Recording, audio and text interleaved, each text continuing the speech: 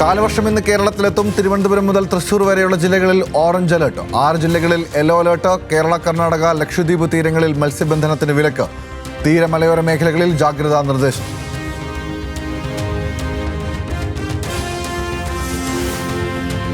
സംസ്ഥാനത്തിന്റെ ധനസ്ഥിതി വ്യക്തമാക്കുന്ന ധവളപത്രം സർക്കാർ ഇന്ന് പുറത്തിറക്കും. രാവിലെ 8 മണിക്ക് ചേരുന്ന മന്ത്രിസഭാ യോഗം ധവളപത്രത്തിന് അംഗീകാരം നൽകും.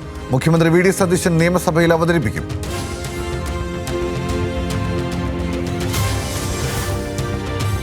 വി ഡി സതീശൻ സർക്കാരിനെതിരെ CPIM-ന്റെ ആദ്യ സമരം ഇന്ന്. ഇന്ധന നികുതിയിലെ അധിക വരുമാനം വേണ്ടെന്ന് വെക്കണമെന്നാവശ്യപ്പെട്ട് പ്രക്ഷോഭം. സംസ്ഥാന വ്യാപക പ്രതിഷേധം നടക്കുക ജില്ലാ ഏരിയ തലങ്ങളിൽ.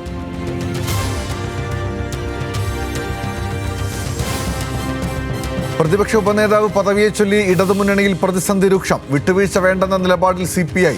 നിർണായക സെക്രട്ടേറിയറ്റ് യോഗം ഇന്ന് ചേരും. CPIM-ന്റെ കടുംപിടുത്തത്തിന് വഴങ്ങേണ്ടെന്ന് യോഗത്തിൽ തീരുമാനമെടുക്കും. പരസ്യ നിലപാടെടുത്ത വിഷയത്തിലെ പിന്മാറ്റം നാണക്കേടെന്നും വിലയിരുത്തൽ.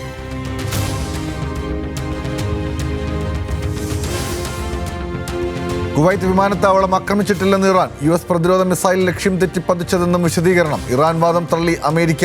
ആസൂത്രിതമായ ആക്രമണമെന്ന് സെൻകോം.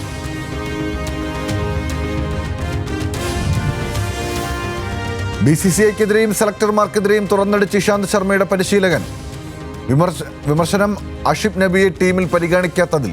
മികച്ച പ്രകടനം നടത്തിയിട്ടും താരങ്ങൾക്ക് അവസരങ്ങളില്ലെന്ന് രഞ്ജി ട്രോഫി നിർത്തലാക്കണമെന്നും ശ്രാവൺ കുമാർ.